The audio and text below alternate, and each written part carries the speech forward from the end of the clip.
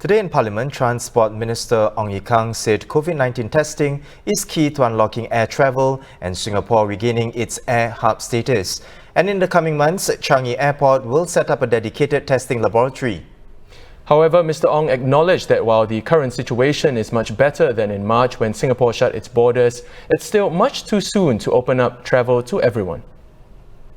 I need to manage expectations here.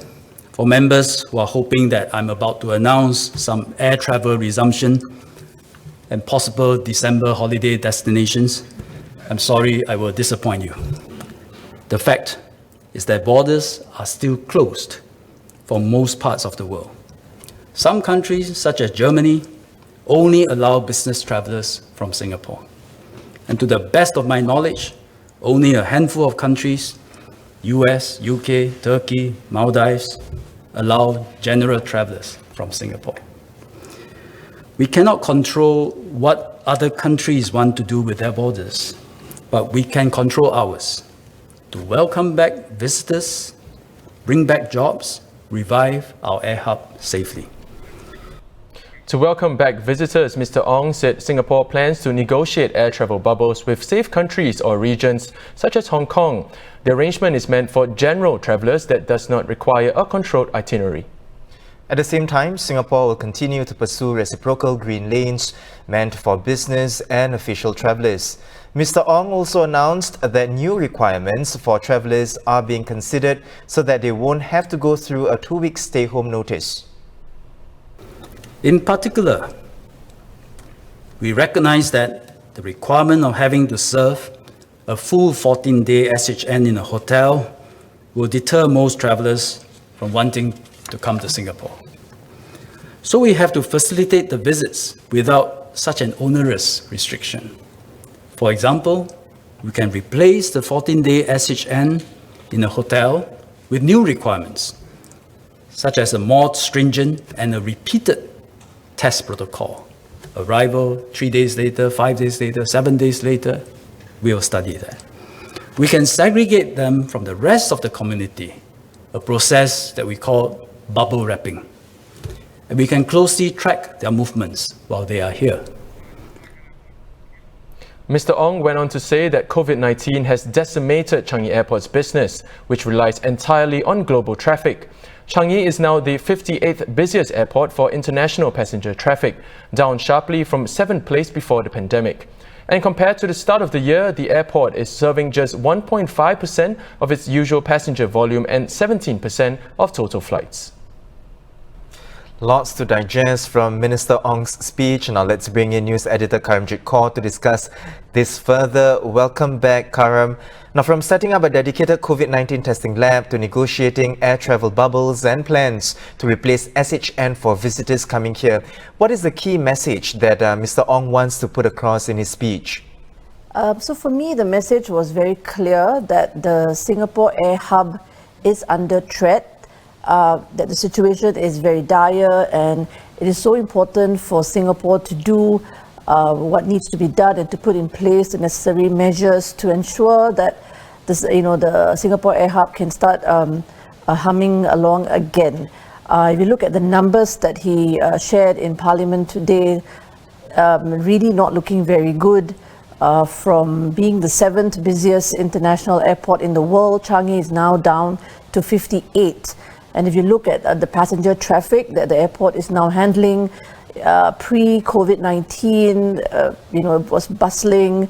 Today, they are doing just about 1.5% of the passenger volumes that used to be handled previously. And same for the number of flights as well. If you look at just passenger flights, Changi is operating just about 6% of the number of flights that it used to operate pre-pandemic.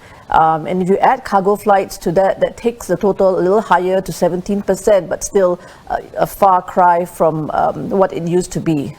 Well, Karam, you painted a very grim picture. So what can Changi Airport do to bounce back? So I think it's really about Changi, not just Changi Airport, but also Singapore as a whole. I think Singapore needs to continue on this path, to keep pushing, to keep communication going with all these countries, whether it's unilateral reopening of our borders or having reciprocal arrangements like the green lane, for example, for essential business and government travel. I think that needs to just be work in progress. We may not always get the results immediately, but something that needs to be done. Because, at the end of the day, there's been so much that's been invested in Changi Airport and in the Singapore Air Hub.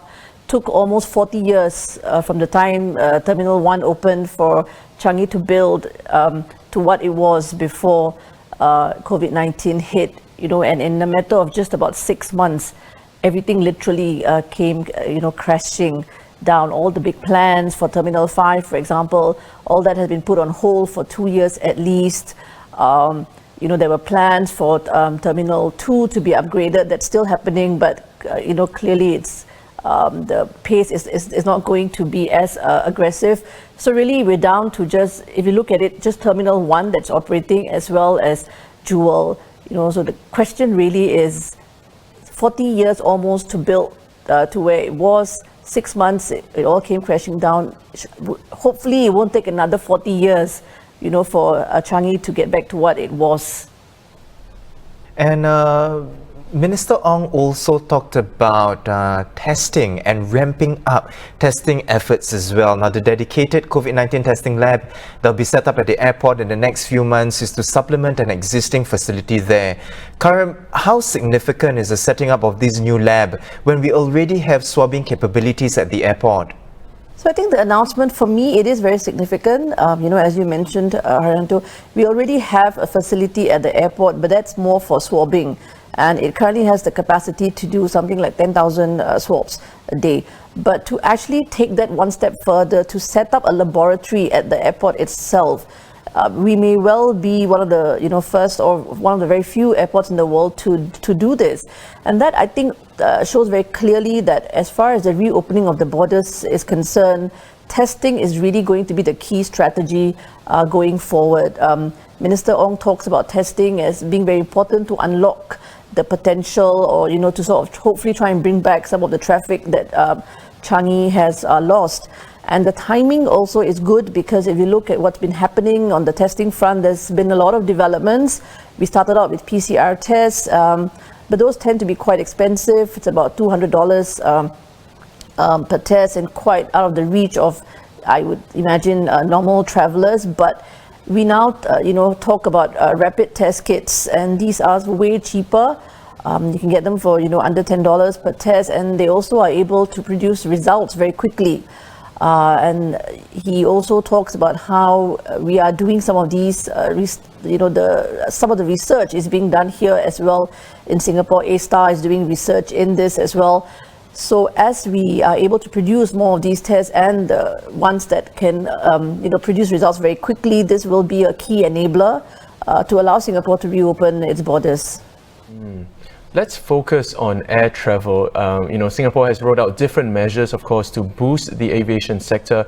And with the December holidays coming up, families often traveling overseas, there are, of course, hopes that some form of general travel can soon resume. But Mr. Ong unfortunately said this is not the case. Did it come as a surprise at all? For me personally, no. I was here just a few days ago.